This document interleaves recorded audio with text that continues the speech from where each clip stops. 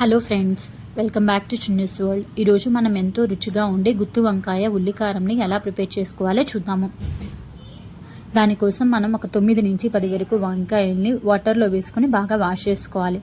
తర్వాత మన వీడియోలో చూపిస్తున్న విధంగా 4 పక్షాలుగా వంకాయని కట్ చేసుకొని సాల్ట్ వాటర్లో వేసుకోవాలి. సాల్ట్ వాటర్లో వేసుకోవడం వల్ల వంకాయ లోపల బ్లాక్నెస్ అనేది రాకుండా ఉంటుంది. తర్వాత ఒక బాండీ తీసుకొని అందులో 3 నుంచి 4 టేబుల్ స్పూన్ వరకు ఆయిల్ వేసుకుని ఆయిల్ హీట్ అయిన తర్వాత మనం కట్ చేసి పెట్టుకున్న వంకాయల్ని ఒక్కొక్కటిగా అందులో వేసి నిదానంగా కలుపుతూ ఫ్రై చేసుకోవాలి. చూడండి ఫ్రెండ్స్, మనం వీడియోలో చూపిస్తున్న విధంగా వంకాయలను పెట్టేసి మూత పెట్టేసి నిదానంగా ఫ్రై చేసుకుంటూ ఉండాలి. ఈ వంకాయలు ఫ్రై అయ్యే లోపల స్టఫింగ్ అనేది మనం ప్రిపేర్ చేసుకుందాము. స్టఫింగ్ కోసం ఒక 3 నుంచి 4 వరకు ఉల్లిపాయలు తీసుకుని చిన్న చిన్న ముక్కలుగా కట్ చేసుకొని ఒక మిక్సీ జార్లో వేసుకోవాలి.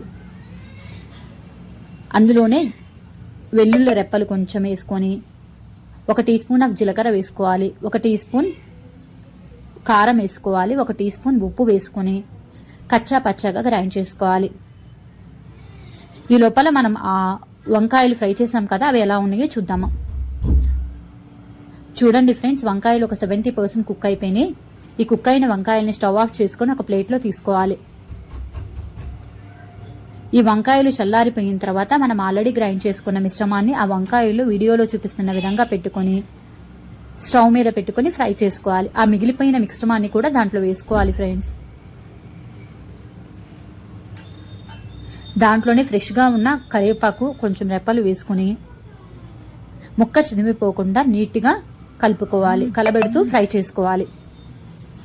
చూడండి ఫ్రెండ్స్, వీడియోలో చూపిస్తున్న విధంగా మూత పెట్టి అప్పుడప్పుడు ఇలా కలబెడుతూ ఫ్రై చేసుకోవాలి, ముక్క చిదిమిపోకూడదు. ఈ వంకాయలు బాగా మగ్గి ఫ్రై అయిపోయిన తర్వాత స్విచ్ ఆఫ్ చేసుకుని సర్వ్ చేసుకుంటే ఎంతో రుచికరమైన గుత్తి వంకాయ ఉల్లికారం రెడీ.